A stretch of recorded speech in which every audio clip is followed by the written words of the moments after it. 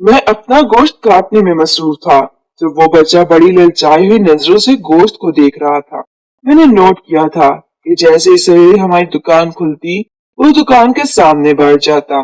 जैसे मैं ग्राहकों के लिए गोश्त काटना शुरू करता, वो बड़े गौर से देखता रहता और फिर नंगे पांव चलता हुआ मेरे पास आता। कहता, भाई, ये जो बचा हुआ गोश्त और चर्बी है, ये तुम मुझे दे दो।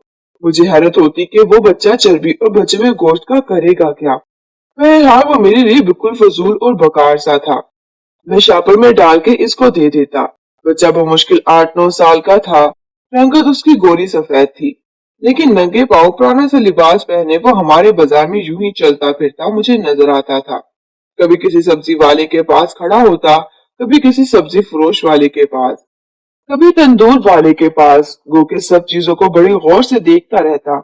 मैं शायद उसकी इन बातों पर ज्यादा तवज्जो न देता, लेकिन कुछ दिनों बाद जो वाकया रोनमा हुआ, मेरी तवज्जो खुद ब खुद उस लड़के की जानिब आने लगी, क्योंकि उसके हाथ में एक काले रंग का थैला सा पकड़ा रहता था और मुझे ये लगता है जैसे उस थैले में कुछ है।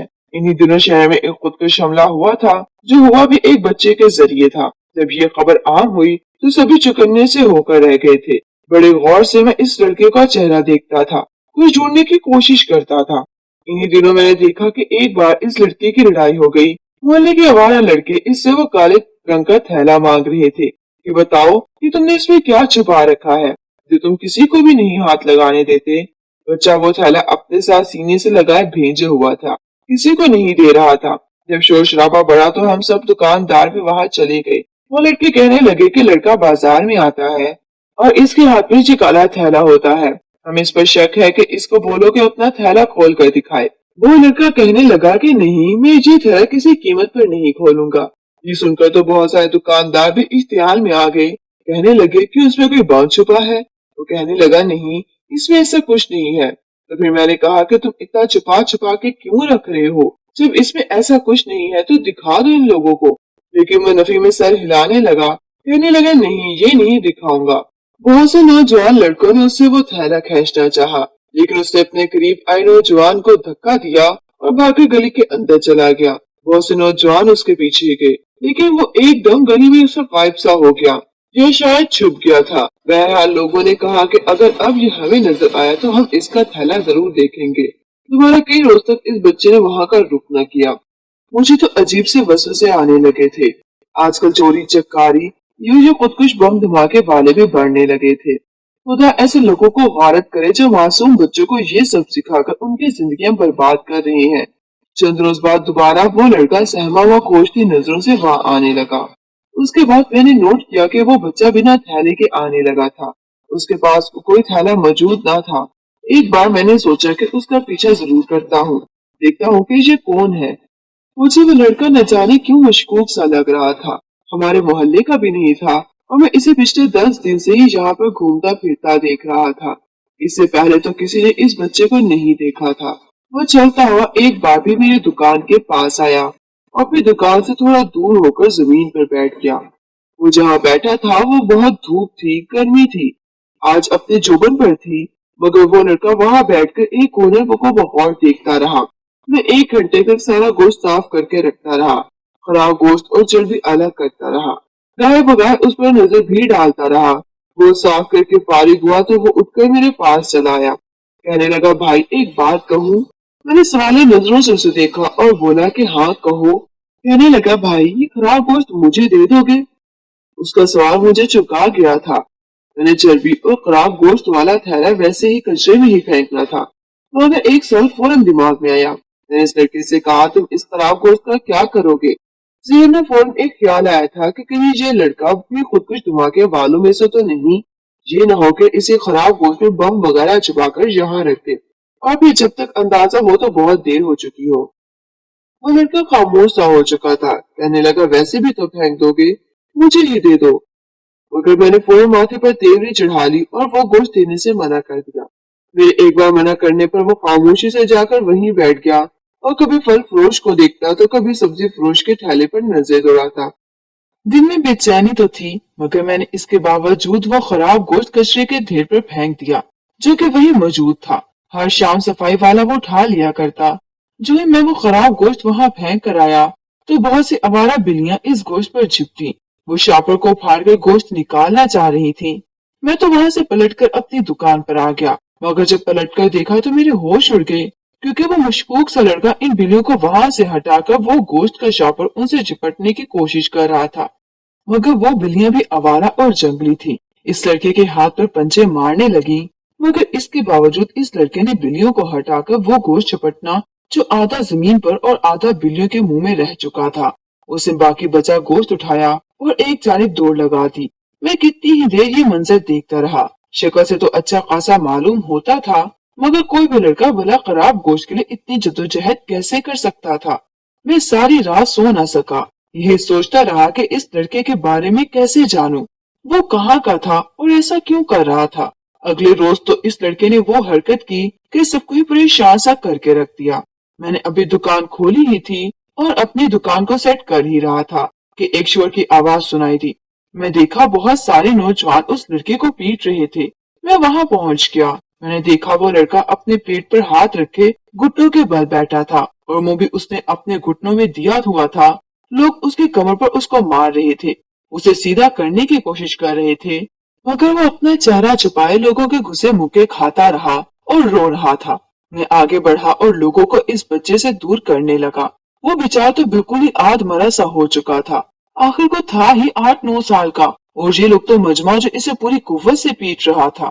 मैंने कहा, अब क्या कर दिया इसने? अब तो इसके पास कोई थैला भी नहीं है, क्यों मार रहे हो इसे? वही एक फल फरोश भी था, कहने लगा, ये चोर है, मेरे फल चोरी करके भाग रहा था और इस कमीने ने अपनी कमीज के अंदर वो काला थैला सिलवा कर रखा हुआ है। गले के अंदर से उसके अंदर फल वो रखता है। न जाने लोग अपने बच्चों को मेहनत मजदूरी करने की बजाय चोरी क्यों सिखाते हैं। वो लड़का सिसकियों से रो रहा था, सबकी मार खा रहा था, लेकिन उठने को तैयार न था। मैंने फल वाले को पैसे दिए और इसे चलता किया। बाकी का रिश्क भी छुटने लगा। मैं इस बच्चे के पास घुटनों के बल बैठ गया। मैंने कहा, बेटा, चोरी करना तो बुरी बात है, तुम ये फल क्यों चोरी कर रहे हो? उसने अपना सर उठाया और मेरी तरफ देखने लगा। पूरा चेहरा आंसू से तरबतर था। चेहरे पर जगह जगह जख्म भी दिखाई दे रहे थे, जिनसे खून रिसने लगा था। शायद फल फरोश ने उसे बहुत मारा था। कहने लगा, मेरी माँ बीमार है, डॉक्टर ने कहा है फल खाएगी तो ठीक हो जाएगी। मैं तो पहले फल वाले से कहा था कि तुम्हारे ठेले पर जितने भी गले सड़े फल हैं वो मुझे दे दो। भाई, मैंने कोई ताजा और अच्छी किस्म का फल नहीं मांगा था, बल्कि सारे दिन का खराब, बासी और ना बिकने वाला सड़ा फल देने को कहा था। बदले में उसके फलों के दिन में 2 बार रखवाली भी की थी, जिनमें वो नमाज पढ़ने गया था। जब दुकान बंद करने लगा तो मैंने उससे फल मांगे। वैसे भी तो उसने वो फल फेंक ही देने थे, लेकिन उसने मुझे धक्का दे दिया, बोला, दफा हो जाओ, भूखे नंगे न जाने कहाँ कहाँ से आ जाते हैं। मुझे गुस्सा आ गया तो मैं उसके फल लेकर भागने लगा। तुम खुद देख लो भाई, मैंने वही फल उठाए जो गले सड़े थे, ताजा फलों को हाथ भी नहीं लगाया। मेरी माँ बहुत बीमार है, इसलिए मैंने उसके फल चुराए थे। वो रोते हुए हिचकों से ये सब कह रहा था। मैंने कहा, बेटा, तो कोई काम क्यों नहीं कर लेते? अल्लाह पाक ने तुम्हें 2 हाथ दिए हैं जो सलामत हैं, पाँव हैं वो भी सलामत हैं। तुम बिल्कुल ठीक ठाक हो, चोरी करने की बजाय मेहनत करो। कहने लगा, मेहनत से क्या मिलता है साहिब? मैंने मेहनत की थी, मैं लोगों की गाड़ियां साफ करता था।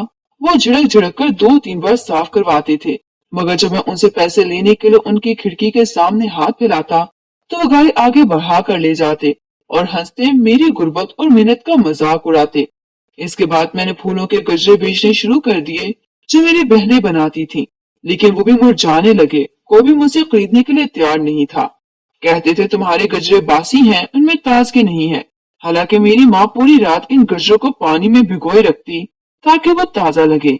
मेरी बहनें फजर पढ़कर बैठती और इंतहाई नफासे से गजरे परोती, फिर मेरे हवाले करती कि जाकर बेचूं। मगर न जाने लोग ये क्यों नहीं समझते कि इन बासी गजरों को खरीद लेने से कोई गरीब 2 वक्त की रोटी खा लेगा। क्यों नहीं सोचता कोई साहिब? बस सब धुतकार देते हैं। इस बच्चे की बातों ने मुझे अश्क बार कर दिया था। मैंने जेब से पैसे निकाले और इसके हाथ पर रख दिए। उसे अपनी दुकान पर लाया और आधा किलो साफ गोश्त भी उसे थमा दिया। वो खुशी खुशी चला गया। उस वक्त दुकान में काम का वक्त था, वरना मैं इस लड़के का पीछा जरूर करता। अगले रोज मैंने लड़के को कहीं नहीं देखा। 3 दिन मजीद गुजर गए, मगर वो लड़का मुझे कहीं नजर न आया था। उसे उस दिन लोगों ने मारा भी बहुत था और वो जख्मी भी था, शायद बीमार हो। वो लड़का 3 रोज से कहीं नजर न आया था। मेरे दिल में अजीब सी बेचैनी आने लगी थी। मैं ये सोच रहा था कि काश उस रोज उसका पीछा करते हुए वहां चला जाता तो मुझे हकीकत का भी इल्म हो जाता। मगर न जाने वो लड़का अब कहाँ चला गया था। एक हफ्ता गुजर चुका था मगर वो लड़का दोबारा उस जगह न आया। धीरे धीरे मैं भी इस लड़के के बारे में भूलने लगा और ये सोचने लगा कि होगा कोई आवारा इस बाजार से तो लोगों ने उसे मारकर निकाल दिया था। अब कहीं और जाकर चोरी चकारी करके पेट पालने लगा होगा। ये सोचकर एक बार भी मैं अपने काम में मसरूफ हो गया। मगर उसी शाम वो लड़का मुझे दोबारा दिखाई दिया। उसकी तबीयत इंतहाई खराब महसूस हो रही थी। उसके चेहरे पर अजीब जर्द पीले दाग लगे हुए थे। लोग देखकर उसका मजाक उड़ाने लगे थे। उसके हम उम्र बच्चे जो अक्सर बाजार में आया करते थे और कुछ तो यूं ही आवारागर्दी करते रहते, वो सभी उसे देखकर मजाक उड़ा रहे थे, जबकि वो खामोशी से लड़खड़ाते हुए चलता आस पास देख रहा था। मैंने गौर किया तो उसके चेहरे पर जख्म और नील के निशान थे। उन पर हल्दी लगी हुई थी। शायद उसकी माँ ने उसके चेहरे पर लगाई हो ताकि जख्मों को मरहम की जा सके। वो लड़का पहले से काफी कमजोर लग रहा था और बीमार भी महसूस हो रहा था। वो चलता चलता आया, एक बार भी ईंट रखकर ऊपर बैठ गया और लोगों को बगौर देखने लगा। उसकी आंखों में बार बार आंसू आ रहे थे। मुझसे रहा न गया तो मैं चलता हुआ उस बच्चे के पास चला गया और बोला कि बेटा क्या हुआ है, काफी दिनों बाद नजर आए हो, तुम्हारी तबीयत भी ठीक नहीं लग रही। उसने ये सुना तो रोने लगा। बोला साहिब मेरी तबीयत बहुत खराब थी, घर में खाने को कुछ भी नहीं है, 3 दिन से घर में सालन नहीं पका, हम पानी में नमक डालकर पिए जा रहे हैं कि जिससे हमारे जिस्म को कुछ ताकत मिले। आज मेरी तबीयत ठीक हुई है तो मैं घर से बाहर निकला। मैंने उसकी बात सुनी तो हैरानगी हुई। वो तो पिछली दफा कह रहा था कि उसकी माँ और बहनें भी मौजूद हैं, तो फिर आखिर वो क्यों इस बच्चे को काम के लिए घर से बाहर भेज रही थी। इसका बाप क्या करता था। तभी एक फल फरोश ने खराब फल कचरे की तरफ फेंका तो वो फौरन मेरे पास से उठ के उस फल को उठाने लगा और घर की जानिब लगा। वो भागकर जा रहा था। शायद उसे डर था कि आज फिर न वो फल फरोश उसे पकड़कर मारने लगे। न जाने वो गले सड़े और खराब फलों के लिए क्यों अपनी जान जोखिम में डाल रहा था। आज तो मैं भी उसका पीछा करने लगा। फल फरोश से कहने लगा कि मेरी दुकान का ध्यान रखना। इतना कहकर मैं जाने लगा। वो भागता हुआ गलियों से होकर न जाने कौन से मोड़ मुड़ता जा रहा था। मैं भी उसके पीछे चला जा रहा था कि तभी शहरी आबादी से निकलकर एक बस्ती की जानिब जाने लगा जहाँ पर कच्चे मकान थे। मैंने सोचा कि शायद वो इसी बस्ती में रहता होगा, मगर उसने बस्ती को भी पार कर लिया और एक मोहल्ले में आ गया। जो ही मोहल्ले में दाखिल हुआ तो वो एक गली में मुड़ गया जिसमें एक घर था। इस घर का दरवाजा तो जैसे लोहे की चादर का बना हुआ था। यूं ही जंग आलूद चादर थी जिसमें पर्दा बनाया गया था। इस लड़के ने वहां पहुंचकर दरवाजे पर दस्तक दी तो अंदर से दरवाजा खुला। वो फौरन अंदर दाखिल हो गया।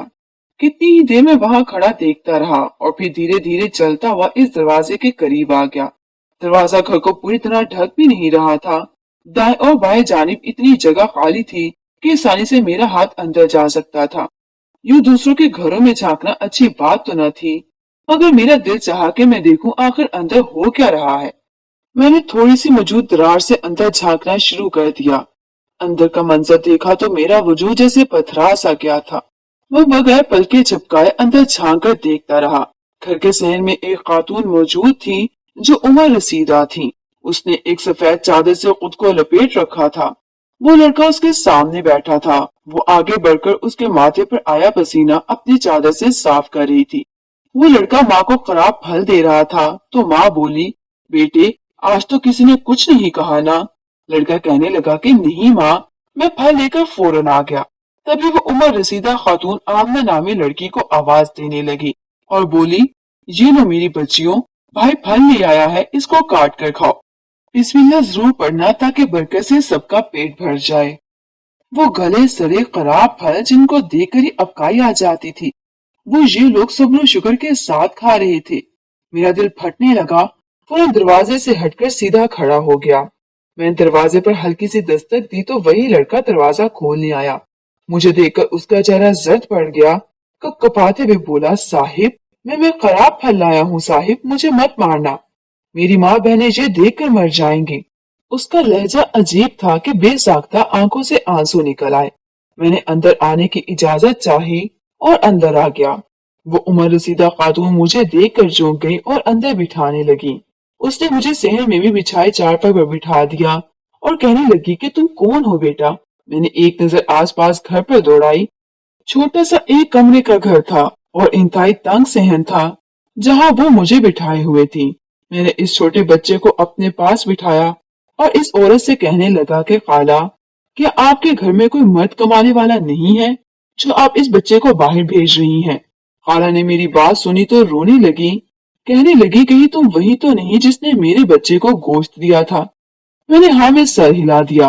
वो मुझे कहने लगी कि बेटा, एक जमाना था जब हम भी बड़े खुशहाल और ऐशो आराम से रहा करते थे, मगर फिर मेरे शौहर का इंतकाल हो गया तो इसके भाइयों ने उसकी तमाम जायदाद हड़प ली और हमें अपने घर से बेघर कर दिया। मेरी 2 जवान बच्चियां हैं और एक बेटा है जो मुझे शादी की काफी सालों बाद खुदा ने अता किया। मैं खुश थी कि अल्लाह ताला ने मुझे बेटा अता किया है, मगर इसके पैदा होते ही 3 साल बाद मेरा शौहर इंतकाल कर गया और मैं अपनी जवान बच्चियों समेत बेघर हो गई। मजबूरन इस छोटे से किराए के मकान में आकर रहने लगे। हमारा गुजारा बहुत मुश्किल था। हम इंतहाई शरीफ और बापर्दा औरतें हैं, कभी घर से बाहर कदम न रखा। कुछ साल तो लोगों के कपड़े सी कर मैं काम करती रही, मगर अब गुर्बत इस कदर बढ़ चुकी है कि मजबूरन अपने बच्चे को काम पर भेजना पड़ा। ये बच्चा पहले मेहनत मजदूरी करता रहा, मगर लोगों ने उसे पैसे ना दिए और अब से बाजारों में जाकर कुछ खाने के काबिल ले आता है। बस इसी से हमारा गुजारा होता है। वो रो रो कर मुझे अपनी जिंदगी की दास्तान सुना रही थी। उसकी 2 जवान बेटियां थीं और दोनों ही शादी के लायक थीं, मगर जहेज ना होने की वजह से और उसकी गुर्बत की वजह से कोई भी ब्याह नहीं रहा था। मैंने जब ये सुना तो आंखों से आंसू बहने लगे। आज मैंने अभी तक 3,000 रुपए का गोश्त बेचा था। मैंने इन 3,000 में से 2,000 रुपए निकाले और इनके हाथ पर रख दिए और बोला, कुछ राशन खरीद लेना। इतना कहकर मैं घर से निकल गया। सारी रात बेचैन रहा और रोता रहा। इस दुनिया में किस कदर मुश्किल हालात से लोग 2-4 थे, लेकिन इसके बावजूद खुदा की जात का शुक्र सब्र कर रहे थे। मैं अपने भाई के साथ रहता था। मेरी माँ नहीं थी बल्कि पापा थे, जिनको फालिज का अटैक हुआ था तो वो बिस्तर पर ही पड़े रहते थे। हम दोनों भाई उनका वाहिद सहारा थे। मैंने सारी रात सोचा और फिर इस बारे में अपने भाई से बात की और अब्बू से भी जिक्र किया। अब्बू ने भी हमारी बात की तायद की। अगले ही रोज मैं उनके यहाँ गया और खाला के पास बैठकर उनकी बेटी का रिश्ता मांग लिया। मैंने अपनी और छोटे भाई दोनों के लिए उनकी दोनों बेटियों का हाथ मांगा था। खाला तो सिसक सिसक कर रोने लगी और मेरे आगे हाथ जोड़ने लगी, मगर मैंने फौरन उनके हाथों को पकड़कर अपने माथे से लगा लिया और बोला कि आप बड़ी हैं, बड़े सर पर हाथ रखते हैं, हाथ नहीं जोड़ते। खाला मुझे दुआ देने लगी और रोने लगी। मैं उनकी दोनों बेटियों को ब्याह कर अपने घर ले आया और दोनों बहुत ही सलीका शुआर और नेक लड़कियां थीं। इंतहाई खूबसूरत थी। यहाँ आकर उन्होंने हमारे घर को जन्नत बना दिया। मैंने खाला को भी अपने साथ अपने घर ही में ले आया। वो यहाँ आकर बहुत ज्यादा खुश थी और उनके छोटे बेटे उमर को अपने साथ दुकान पर काम के लिए लगा दिया। वो सुबह स्कूल जाया करता था, शाम को मेरे साथ दुकान पर काम किया करता। यकीन माने, इतना सुकून मुझे हासिल हुआ था कि शायद ही किसी को दुनिया में हासिल हुआ हो। बड़ों की दुआएं और खुशियों से घर में बरकत आने लगी और मैं दिन दुगनी रात चुगनी तरक्की करने लगा। बस कोशिश किया करें, जब गली मोहल्लों में ऐसे बच्चे देखें तो हस्बे तौफीक उनकी मदद कर दिया करें। यकीन माने, ऐसा करने से न सिर्फ आपको नेकियां मिलेंगी बल्कि किसी गरीब का भला भी हो जाएगा। अगर आप धुतकार कर इसकी तस्दीक करेंगे तो खुदा आपको ऐसी मुसीबत में मुब्तला कर देगा जिसमें आपका इससे भी कई गुना ज्यादा माली नुकसान हो सकता है।